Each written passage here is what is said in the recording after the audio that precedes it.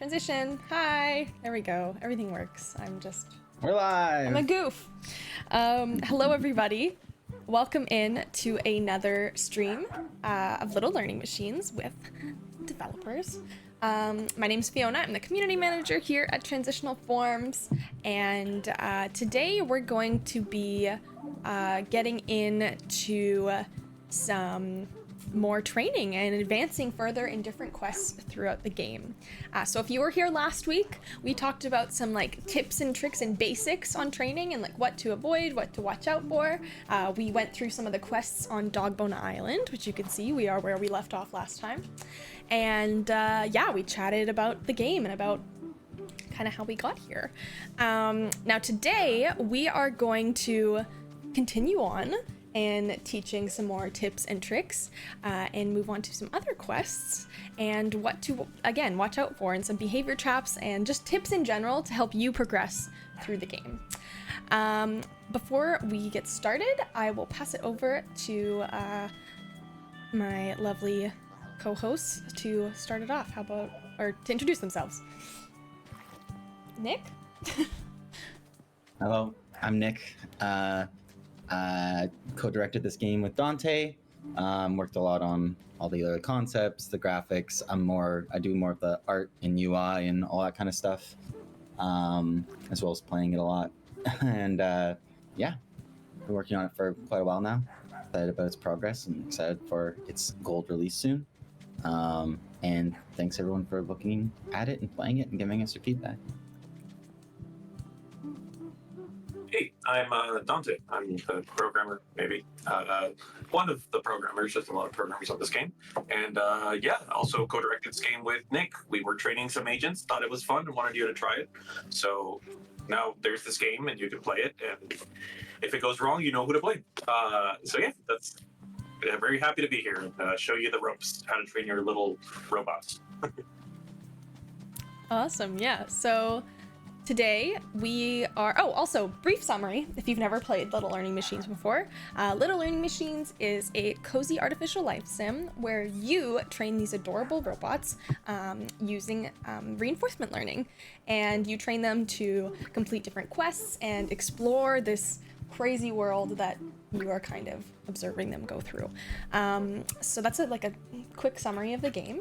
But with that being said, we are going to kind of recap on some of the quests that we did last week and kind of tell you about what we're getting into today. So I don't know, maybe Nick, do you want to kind of give us a quick... Yep. So last week we we didn't play through the tutorial, but we did some of the earliest quests, which is just training some crystals. Training the Animo to collect some crystals. That's often starts as like the fundamental easiest thing to see an Animo learn. It only takes one reward at first, but then you can, add more if the crystals are in harder places. Like this one, we didn't beat this one last week. We trained our Billy Bob to collect crystals, and he's pretty good, but you would need to train him a bit more because he does tend to get stuck down here because he doesn't know what heights are or anything about trees. So he could use a bit more training to complete this quest. He might accidentally do it, which he might do right now, but I think he actually might do it. But other than that, we found our second Animo and we trained it to pet the dog. At first, we just trained it using a single reward, which is pet dog, and eventually we beat that quest. Got to the second quest, which is harder because you have to navigate through this kind of maze. And so basically we taught the Animo to understand what fences and trees are and how to avoid them and how to not just constantly walk forward. Eventually, look, Billy Bob just did the crystal quest. Never mind. And we got the headphones. Sorry, thanks, Billy Bob. So basically, we completed that quest. It was a harder dog quest, so he does a pretty good job at following the dog around, but as you can see, he kind of gets stuck every once in a while still. He could use more training. He could be a much better dog taker care of. But once we did that, finished this quest, and now we can move on to the next island, which makes these quests seem easy. Because we're getting into the use of tools, which is like the next phase of game. Like how can you get an animo to use an item on another item, which sounds simple to us, but for a little machine learning brain with not much, with no memory and just a bit of like a couple hundred neurons, it's a big task. They have to recognize what the item is, and then they also have to recognize what they're using it on, and then what happens. So all of this stuff we'll get to once we go over there. So basically, from here, once you do that, we've unlocked 3 animo at this point. We go to the world map, and at this point, you have 2 islands to choose from. Both are relatively the same. Well, in the way of complexity, where it's like I just said, using tools on other things to progress through these quests. But yeah, I think we're gonna start on Autumn, Fiona. Yes. And let me know if I'm getting ahead of anything. No, you're good. I think you may have covered it, but maybe just for a log line, like let's quickly like just recap like what the quests are, like not necessarily like each quest is, but like what in general the quest's purpose in the game is. Like what are we training, like why are we training them to do quests? What are we doing? You know? So originally when you get to these islands, this your little buddy on the corner is just like, hey, go get those crystals for me. But then you get there and there's all these things to do, and since these little robots are like good at learning, Imogen comes up with a whole bunch of things. It's like, oh, well, if you can collect crystals, let's try doing something different. Let's try chopping down trees. Let's try watering some stuff. So you can basically she's kind of imagining things that she thinks you can do. And the whole reason as a player we want you to do this is because we want you to get confidence and like, yeah, if the game says I can do this, I can probably do this. The answer, the real answer here is you can do anything. You can do anything you want. But we wanted players to kind of feel like, well, what can these things do? Are they just good at collecting crystals? It's like, no, they're good at doing anything. Here are some examples of some things that you might find interesting to train. So that's both from a story perspective, what the quests are, and then from like our work as designers, like why we want you to do these quests. We want you to feel like you can train these animo to do anything. Awesome. Yeah. No, that's a perfect explanation. So this is one of, I guess, kind of the second-ish. Like you could choose which island you go to for your second island, but since this is the second island, how many islands are there in the early access version that's currently available on Steam? Like how many things do we get to explore? There's 9 islands right now, and in each island there's like quests, 1 or 2 or 3 quests. Some islands are like very contained, and some islands are really big. This is a big island. There's a bunch of quests here. But we're working on 1 more island that's just like the big challenge at the end of the game, and we're going to put that out soon. That'll happen at the end of the game. But yeah, before we release the final version, there'll be 1 more island for a total of 10. And yeah, maybe we'll put out some other islands later, but that depends on how well the game sells. So. Yeah, and the other going into the quests, the animo are quite stubborn in some ways in getting them to kind of like collaborate or compete or do anything like that. To get them to do like quite difficult tasks requires a lot of learning. And so these quests are also a way to slowly get you into the ideas and all the fundamentals of like how to actually train these animo, because like I said, there's a lot of ways to fail, there's a lot of ways to succeed, but you got to be pretty got to know what you're doing to get them to like cooperate and stuff. So that's a big part of it as well. Totally. Before we dive into like more about like what the quests are on this island, just one more of if you could like provide some like backstory about like the actual creation of Autumn Island and like why did you choose to create Autumn Island itself, like, and yeah, each island has a purpose for the gameplay and the narrative. So what's Autumn Island's purpose?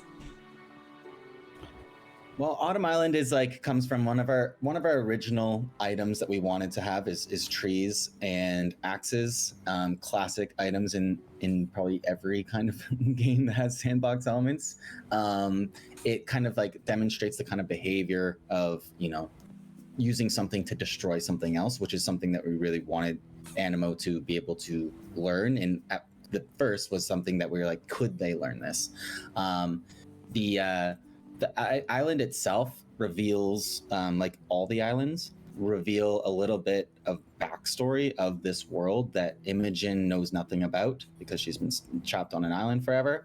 And so it slowly starts revealing kind of like what was here before and what still exists. So as you get further into the game, you'll notice a few more things. So basically, when you first get to the island, you realize that there's this giant saw and some towers and actually some also interesting little things. So it's peppering in kind of like, what the heck happened to this place? No better time to do that than fall, because it's just, color. Just good colors. Totally. Awesome. Alrighty, so let's dive into some of the quests that the players encounter on this island. What's happening here? Well, first off, whenever you come to a new island, you need to make sure that you discover the different items that you haven't discovered yet. So when you come to a new island, you'll be kind of like put through this mode where you have to look for the items quickly so that you can train with them. You can only train with items that you've discovered. So you just do that by kind of like going through and clicking on them. So it looks like we want to discover their axe, which is good. It also shows you the rewards that are associated with it. And I think we could get the tree stump. That will be important for getting these crystals, obviously. And what else is there? There's a whole bunch of different kinds of trees. The birch tree, the baby birch tree, the rocks. You can even get a water. So if you read what Imogen said now, it said, hey, your sensors say that this is a cactus. The animal can't distinguish the difference between a tree and a cactus, which is an odd little like detail that may come in use later on. So animal just see like trees as trees. Yeah. Yeah.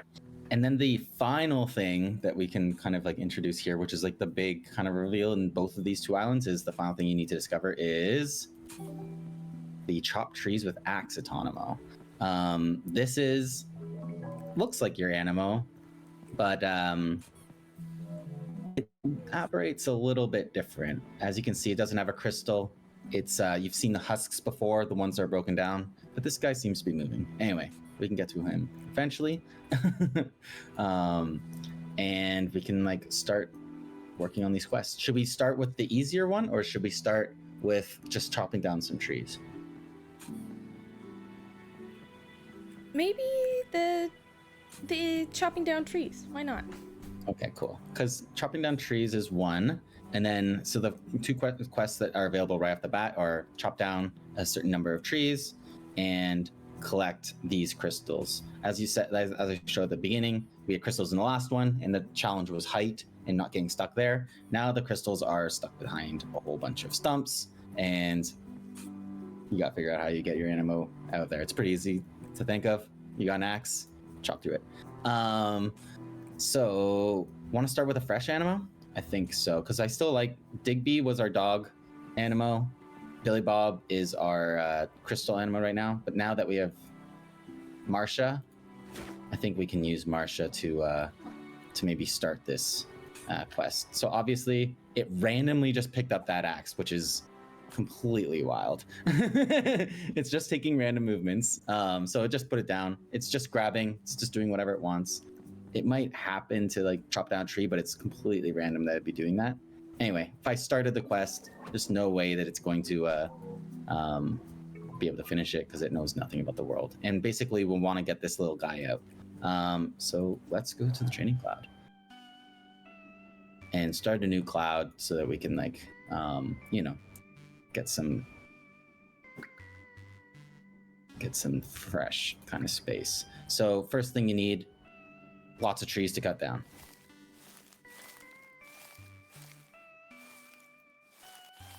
I love the spawn sound of the trees. Like, shout out to Eliza at Level Curve.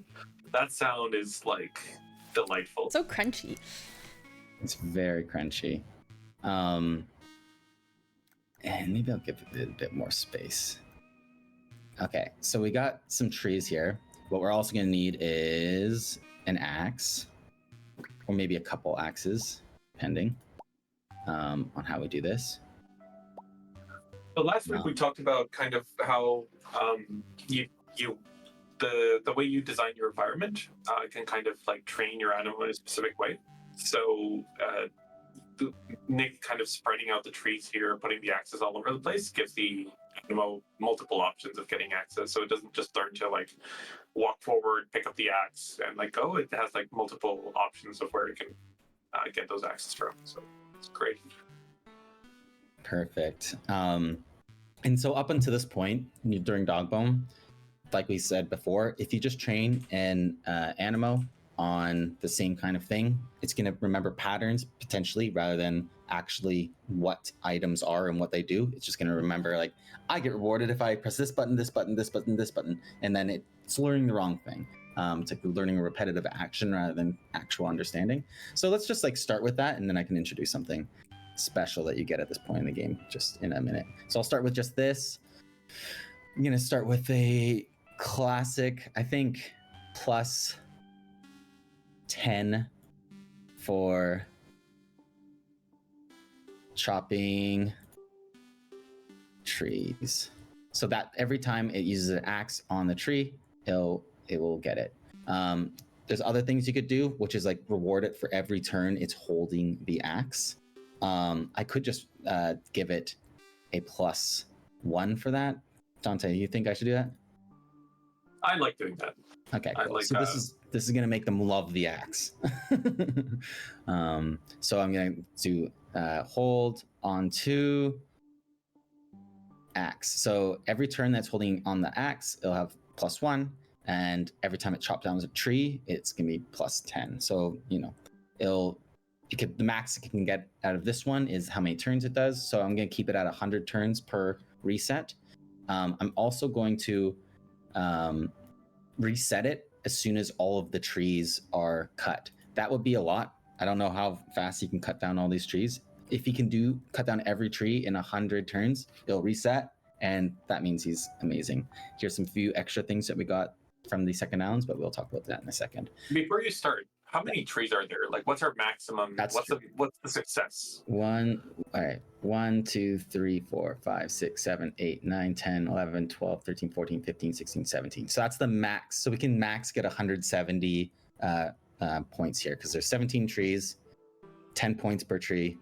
170 is the max we see here. So as soon as we get to 17, cuts down all the trees. All right, and I'm gonna hit it up. So this is actually hard, and this is why these two islands that we're doing right now are a little bit harder. Oh my god, it immediately contradicted me because it has to learn to first pick up the axe, right? Like picking up the axe is hard. It's like you got to learn to go stand on it. You got to learn to press like the grab button. That's not something that's really easy. But this guy's Nick. Did you pre-train this guy? I didn't. He's a fresh brain. He's a fresh brain. Okay, see, I'm glad we added this panel because we can see that Nick is not lying to us. Okay. Yeah. So our guy here. Oh my god, the bug where the faces are always like, it's hilarious. Constantly in pain right now. So we're 3 checkpoints in, and he's already on average cutting down 2 trees and holding the axe for 87% of the time. Which is pretty. So he's basically picking up the axe, holding onto it, and never letting go. So I'm kind of like scared about that. That kind of freaks me out. One thing that could happen here is once it's learned to pick up that axe and it's been trained to hold on to that axe, getting it to let go of that axe might be impossible. Like they become really attached to it. So in an earlier version of the game, we had this idea where you could build your own anima. It didn't make it into the game, unfortunately. But in that version, we had this idea that some anima would come with like axes welded onto their arms, so they never had to pick them up. They would just like, you could like build an animal that always had an axe, and that was like one thing you could do. But it was a thing. This guy's doing pretty good. So we said the max was 170, so it's getting about 120 now. I'm worried that this guy is gonna over optimize, because if I stop this and I'm just gonna do a test, it doesn't actually. Oh, I need to. Can I quickly go into this? This Animo. Like, well, before we talk about finish your thought on overtraining. Okay, sorry. I'll go ahead. Yeah, no. So basically, like I talked about before with the dog and the crystals and stuff, I feel like we've now done about 10 checkpoints, all on the same environment with the axe right in front of him. So as much as it seems like it's doing a pretty good job at getting this axe and chopping down these trees, what it may have learned, in which we got to test it for, is it may have just learned that every time it starts, it's going to move forward and grab. And it's not realizing that it needs to grab the axe. It's not realizing what it's doing. It might be now realizing kind of the trees potentially, but it also might be memorizing those actions because it's training so much. So normally what you do is you stop the training every once in a while and you move things away. Like you move the axe. I'm going to spread these out a little bit further. I'm going to make them really like walk for this axe. Maybe I'll even get rid of a couple of these axes. So now there's just this one axe. And so if this Animo is already kind of optimized a bit, it's going to get confused and you'll see a huge reduction in its first checkpoint. And so let's just try it. Oh, look at. You messed up our kid, Nick, once again. He's just, he was spoiled. She was spoiled, and now she needs to learn the ways. So what you can see is normally this Animo would have just moved forward, picked up the axe, and started going and gotten them done really well for themselves. This first one is the first checkpoint it tried with. It did hardly cut down anything. Now it's getting a bit better because it's realizing where things are. But that like starting low just shows how not generalized it is, how much it struggles when its environment changes around it because it's just used to the one environment. So basically the way we do that is stopping it, moving things around, and keep doing that. But then we also have another feature that is extremely helpful for that. So all right. Can I just say that they look super goofy when they're bumping into trees with the mitts on because they don't have fingers. Like, look at those gloves.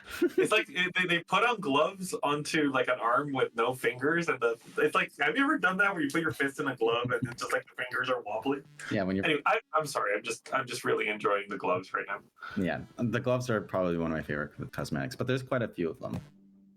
As you can see, it's been a bumpy road, but it's gotten now back to doing pretty good. But I want to talk about one more thing. Actually, there's two things that I want to talk about, but I'll talk about it in order. This is the first time we're training with Marsha on streams. Marsha has quite a large vision, similar to Billy Bob and Digby. But what it also has is 5 compasses. And we went into this a bit last week, whereas these compass slots mean that if there's an item outside of this large vision, it will be able to see that outside of its vision. So it helps it kind of navigate towards an item. So right now, you get to assign these. So Digby's one of their compasses. That means they can be friends with Digby or enemies of Digby. They'll recognize them. The tree, which is important, an obstacle, a dog, and a ball. So what I want to do here is I want it to know where an axe is and how to get to an axe. And sometimes that axe might be outside of its vision. So it's important to go in here and make sure that one of its compasses is an axe and one of it is a tree. And then this way, it will be able to learn over time to find that axe, even if it's out of its vision, and then also find trees to cut down if it's outside of this 7x7 vision that it has. So number 1 compass.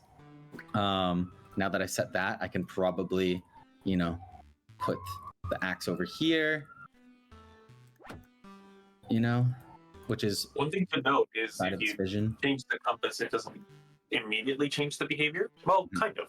You have to retrain it to know what that compass means. Right now, when it trained toward a compass that was leading it towards balls. So we didn't have any balls on the, any beach balls on the scene. So it didn't know what that compass did.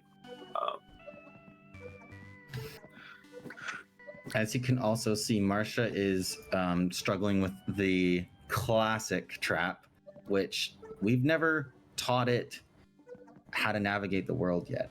It's doing the classic where it just thinks it can walk through a tree and is confused, and so it's just gonna walk into this tree forever, therefore getting 0 rewards. It's done 3 checkpoints at 0 rewards, which is extremely dangerous for an animal. If they get multiple checkpoints like that, that's a bad sign and it can really hurt them. So I'm just gonna make it a bit easier. I'm still gonna make them run for this axe, and then once it's kind of gotten a bit better, I'm gonna massage its rewards a little bit. So as you saw, it now navigated to that axe while the axe was actually outside of its vision. Even though it was outside of its vision, you could see it, and so it was directed to pick it up. And now we have the Marcia we love, who's just chomping like a maniac. She's killing it. Just killing these trees. And doing a really good job. Just loves that axe. So with navigating the world, I think we've talked about it before, how it's really easy for these little ones to kind of memorize their area. Is there something we can do to help them not memorize? Guess what, Fiona? There is. Oh my god. So when you come to Autumn Island or Garden Island, which is the second set of islands after Dogbone, what you actually get is these new options. So these are the wiggle options. So basically, do I have a wiggle?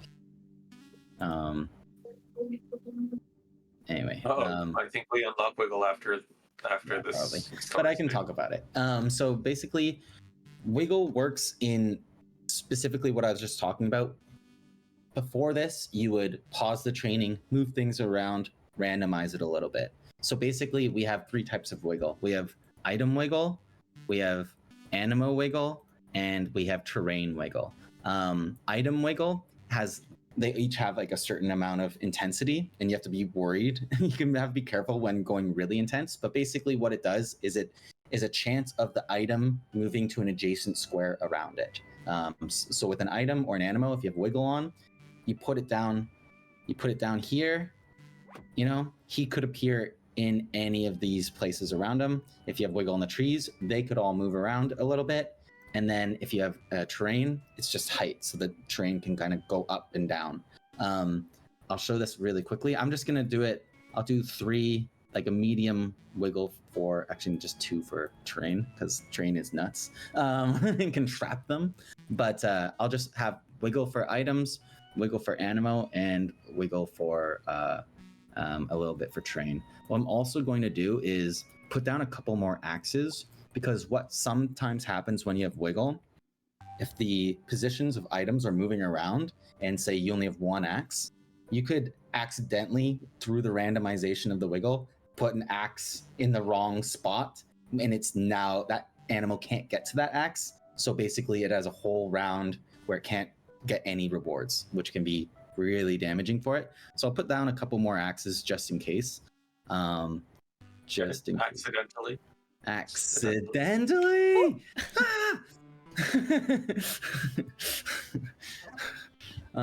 Okay, so when you first start with wiggle, you'll see that it looks the same. But basically, if I reset the training, which just shows you another round of it, you'll see how much the wiggle affects this environment, which is, look at that. But now we've got some holes. We got the trees differently in different areas. As you can see, the axe is almost unattainable over here. It's kind of down a little passageway. So, and now all of a sudden they're very confused, which is kind of what we wanted to see. But this means that it's only getting an average of 2 chops chopped trees per, which is concerning, which means it's not finding the axe. It's only holding on to the axe about 10 times a turn when it used to be about 80 times. But then bam, oh, that's what you want. That's what you want.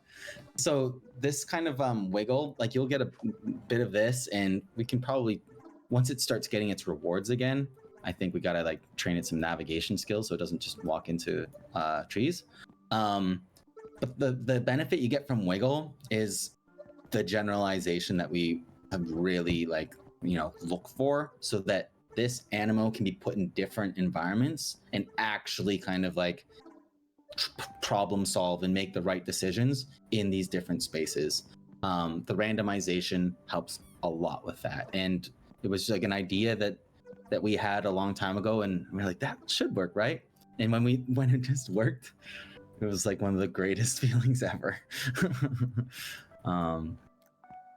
Dante, do you have anything to say about the wiggle? I was just celebrating for Marcia. It's like, yes. I mean, this is a thing that we are often like debating here in the office, is like few rewards or a lot of rewards. And we've talked about this before. Like here, we're just like saying like, oh, you want to train it to chop things. You can also, if you want to like be more hands-on, you can say you don't like bumping into things. But I think it learns fine without that reward. So there's a lot of like flexibility in how you want to train it. As we said before, fear is to be feared. Using less fear is usually a good choice. More love is better. So yeah, no, like this is a wonderful 10 out of 10 learning experience for our good friend Marcia.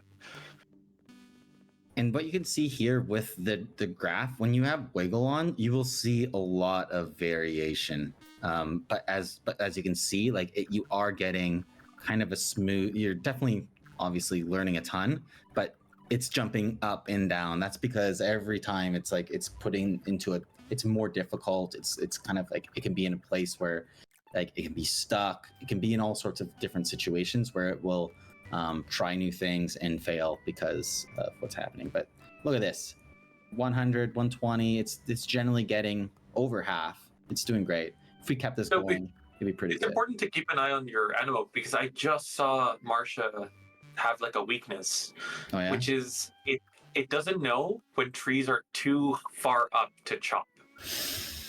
So it'll just keep chopping. So it will see a tree in front of it, but it won't. It will be chopping the block, because if a tree's too high above it, it still perceives it as front of it, but it can't reach it. So it will just chop until it drops. It'll chop till it drops. So there is a potential way to solve that, which is a negative reward. These kind of like negative rewards in small amounts are really good to give for like fine tuning. Like Dante said, sometimes they're not necessary. You can just use positive rewards and just brute force it and change the environment, and they might be able to learn without the negative reward. But if we wanted to kind of solve that little bug, we can just do like, before you get into fear, why don't we just expose it to more situations? Because like right now it's not seeing a lot of trees that are like up on a ledge. So we can try getting some of these trees a little bit higher just manually, or we can also just bump up wiggle, like the block wiggle. We can bump it up a little bit more. I'm gonna bump it up, and I'm going to bump up this. Yeah. Put it in a little bowl. And I'm gonna spread these out a little bit. I don't want them to be too trapped. This is pretty good. So like if I do that, let's move this axe over here. It seemed like he was going towards that one quite often. This one over here. Cool. And so let's bump up that wiggle, which means it might be a pretty chaotic space. It's gonna look like cheese. Yeah, it's gonna be pretty messed up. So the chances of going there being a tree that it can't reach is now quite a bit higher. Let's see. Immediately let's see. All right, here we go. We got some trees it can't reach immediately. This one can't be reached. At least that one can't be reached. I'm not sure if other ones can't be. This one can't be. Oh, there he is. There we go. He's doing That's the That's the situation, trap. right?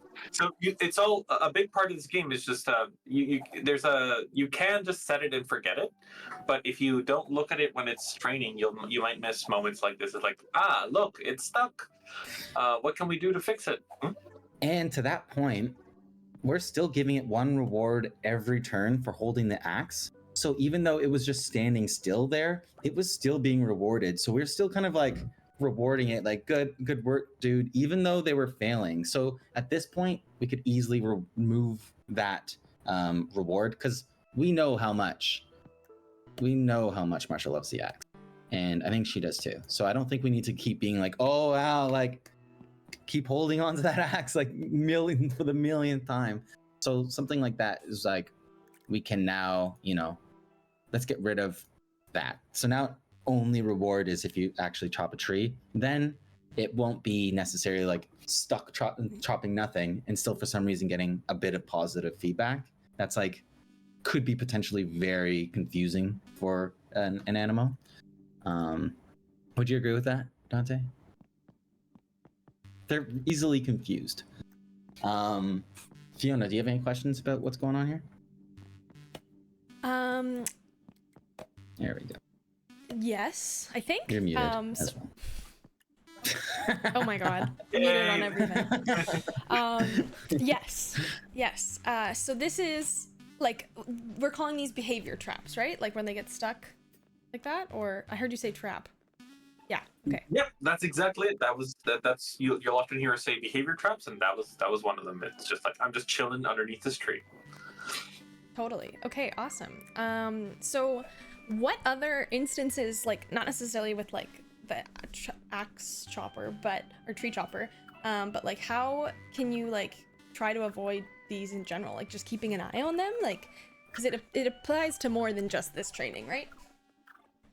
Yeah, it's a general thing that can happen. It can happen because of navigation. It can happen because of weird, like a difficult environment. It can happen because they are not aware of certain things in their environment. So basically, like, there's a couple things to do, which is you gotta game your own system. You gotta think like a conniving AI, because the AI doesn't want to solve the problem. The AI doesn't want to chop all the trees. It just wants to get more love. And these traps are the reason we call them traps is because there's a difference between what you want the robot to do and what it wants to do, which is just get more love, right? So it might have found a way to game the system. It might have found a way to kind of get love in a way that maybe you didn't intend for it, or to get less fear in a way you didn't intend.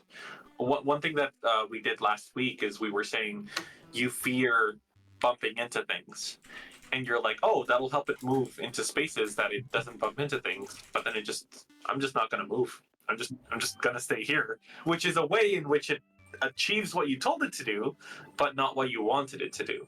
So you always got to try to figure out the way in which the AI is kind of gaming the rewards that you're giving it. Okay, cool. Totally. Which in turn, the way you do that is keeping a close eye on them. Making sure, like, sometimes, like, it's nice to see them working in 4x speed. Sometimes you just gotta watch them in regular time speed, see their actions, see if they're just having weird behaviors, and really think of, like, why would they not be moving? What have I done to reward it to not move? Or why would it confused in this space? And so, like, a lot of kind of, like, just, like, thinking of your responsibility, your role as a parent to these little things. What did you reward them or make them scared of by accident? As well as, like I said, experimenting with this kind of wiggle, experimenting with diverse spaces, with obstacles, different heights, different things like this, really exposing them to maybe not first, but difficult environments will bring out the potential behavior traps as well. And then finally, don't spend all your time in the cloud. You have to go in the real world, and putting an animal in the real world those environments are big. They're quite different than the clouds that you design. You can design the clouds very similar to the real world, but if they're radically different, you need to put them down there in the real world and just see how they kind of like handle themselves, because they can very easily be overwhelmed down there. And yeah, so test them in different spaces, pay attention to their really detailed little behaviors, and yeah, take responsibility. Awesome. I love that. We love You make it sound responsible. so serious. Yeah. It's a lot of responsibility honestly playing this game. These are real brains. I think Marsha's got you know, how many neurons does it have? Like 256 neurons. They've got or more? thoughts. They've got some serious thoughts going on. Yeah. No, this Marsha truly loves this axe. But still can sometimes go into deep water. Obviously, not the best. Should we try? Should we try beating this one? Yeah, let's do it. All right. Okay.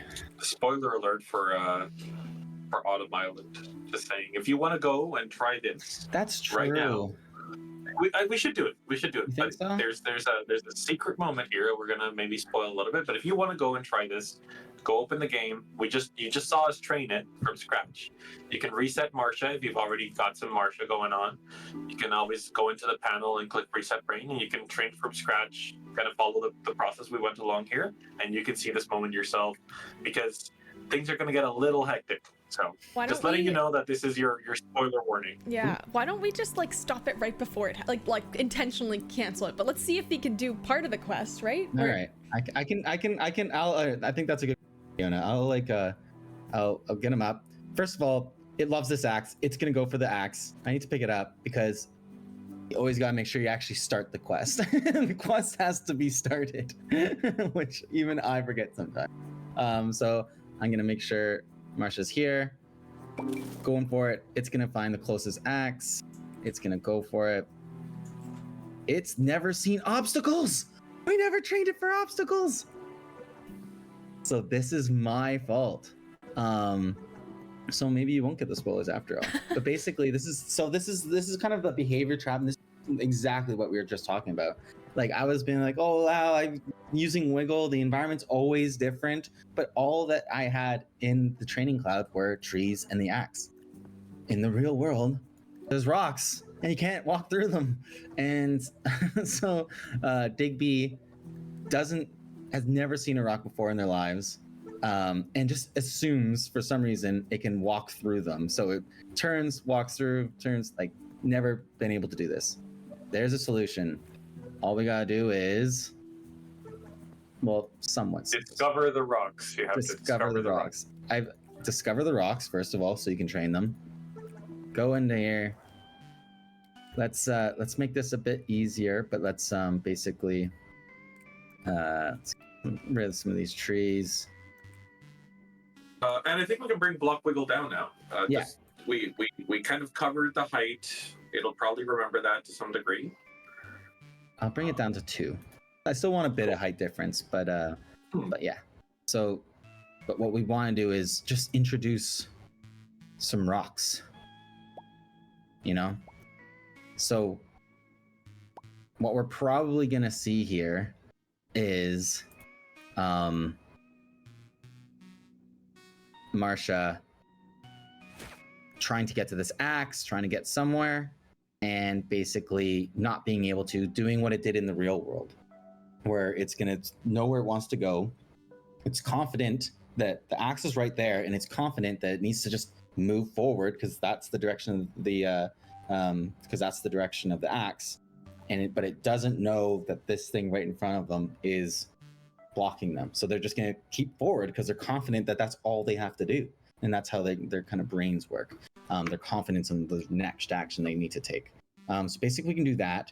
And let's test this without a negative reward. Because like Dante said, I would normally use a negative reward that would penalize them for standing still or failing to move. But like Dante said, if you want to just train with love and you give it enough iterations, it's gonna learn to not walk straight into these just through experiment. Well, that's at least Dante's theory, and I see it. So as we go, okay, all right. So it's doing pretty good. Oh, so maybe gotten lucky there. Now it's just destroying the rocks. Okay, that's interesting. Hey, it was your idea to make the rocks destroyable, okay? I kept saying that the axe can't destroy the rocks. Did you just see what it did? What did it do? It went for this axe. It couldn't get to this axe. There's a tree here and a rock here. It walked into the rock 3 times, and then it knew that there was an axe over here. Turned around, went to this axe, and went and chopped the tree. So like, I know that seems simple to us, but that is a next level kind of thought for an animal that is actually like choosing against like continuing to fail to get this axe that's right in front of it, and then to be confident enough to make the decision to like, I'm gonna walk away from this axe that I love, and I'm gonna go to this other one over here that might, lead me to more rewards. Like that's a decision that shows like that, Marsha's doing a pretty good job. I don't know, Nick. I think you might be having the parental syndrome, where you're attributing too much intelligence. She's a genius. She's a genius. Nope. Overconfident she's smart. in the child. I think we actually need more rocks. Just to really, really, really test it. While we keep training, I just want to let everyone know, if anyone in the who's watching has any questions, feel free to pop them in the chat, and we'd be more than happy to answer them, because we're coming. We got just over 10 minutes left of the stream today, so if you have any, please pop them in there, and we'll keep blabbering on unless there's any questions. So here's an interesting one. So it eventually got to the autumn, but it wasn't confidently getting to the axe. But it does get to it eventually. So doing a lot of this. So when it comes to so since there's like the quest that you mentioned, like collecting crystals and chopping down trees, not that we're going to train that today, but when it comes to training, like those quests where you see, oh, like I've already trained an Animo to collect crystals, should you build off of like the Animo that you've trained, or should you just like start fresh and like start with a new one? Like, are there pros and cons to that? It really depends. Oh, sorry, go ahead, Dante. You take it. Oh, that's a great question. That's I think part of the game. Some of the later Animo you find are really, they have a lot of potential, right? So the early ones you get, they pretty much can only do 1 or 2, maybe 3 things if you're like lucky. But some of the later ones are like, especially the last Animo you get is extremely smart, or like has the potential to be really smart, but takes much longer to train. Those ones you can train, at least this is our theory. We've never actually done it. We've trained them to do 4 or 5 things, but some of the later ones, if you train them for like hours, they can learn to do like a lot of things, and that's what we were hoping to see. We were hoping that some players would be ambitious enough to see how smart can this one Animo get. Can we learn? Because one of our streams early on, actually, we did a really smart one where it could learn how to plant trees, how to water them, how to chop them, and how to light them on fire. Like, it could do all 4 of those things, and we did that on stream in like an hour. So that wasn't that bad. It was like kind of iffy at it, but like I'm sure you could make it better. So it's up to you how smart you want your Animo to be, and there is kind of this trade-off where the better it is at multiple things, the worse it is at each thing individually. So it's up to you whether you want to have a more general behavior or one that's like more specialized and focused. And really that leads to the question, is like, why are these Animo? Do you want them to do something for you, or do you just want to train 2 things that are alive and kind of hang around? So it's really, it's up to the player. it's totally up to the player, but often, as we mentioned before, like say Marsha here, who is very fond of her axe, untraining Marsha to go from here to something else, like to get Marsha to let go of the axe and start picking up maybe a watering can, it's possible, but it might be more difficult than just like wiping the brain and starting fresh, because like those early they can learn bad behavior. There's to get Marsha to even take a talking action or something, to make Marsha do like an action that it's not used to doing, will be very difficult, because they're so used to not doing those kind of behaviors that they wouldn't even think of doing that behavior, which is kind of like us. But yeah, so it's up to you, but also don't feel bad if you gotta reset your Anno's brain. We want you to be attached to your ammo and try to do your best, but these brains are meant to be reset. It happens. Sometimes I wish I could reset my own brain, but alas. Same. All right, I think I can try this out now. You taught it about rocks. Come on, Marsha. Oh, no. All right, Let's go. Getting the axe. Oh, yeah? Chop. It's like, who cares about the rocks? Nice, yeah. Chop. It's just, Marsha's killing it. Like every tree, surrounded by possibilities. She's amazing. Surrounded. She's amazing.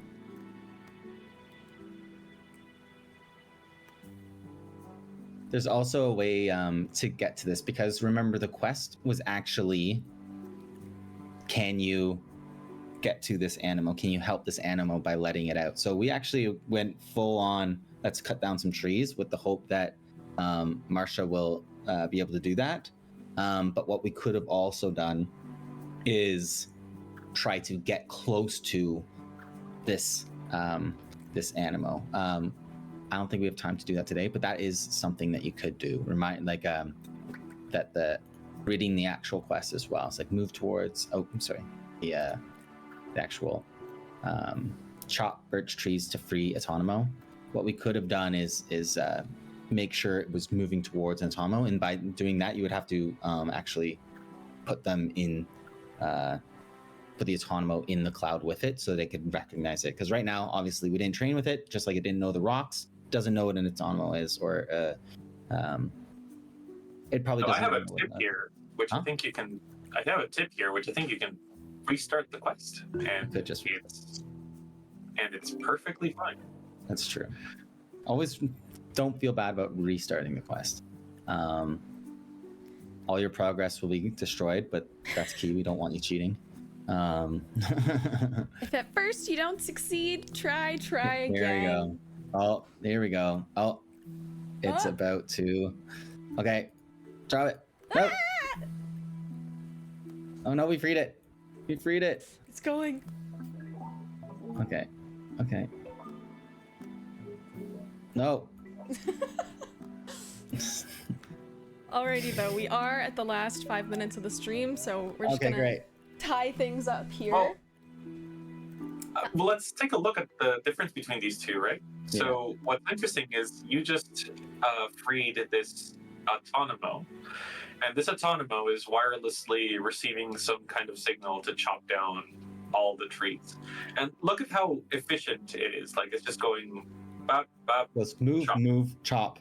It makes no mistakes. It's a perfect chopper.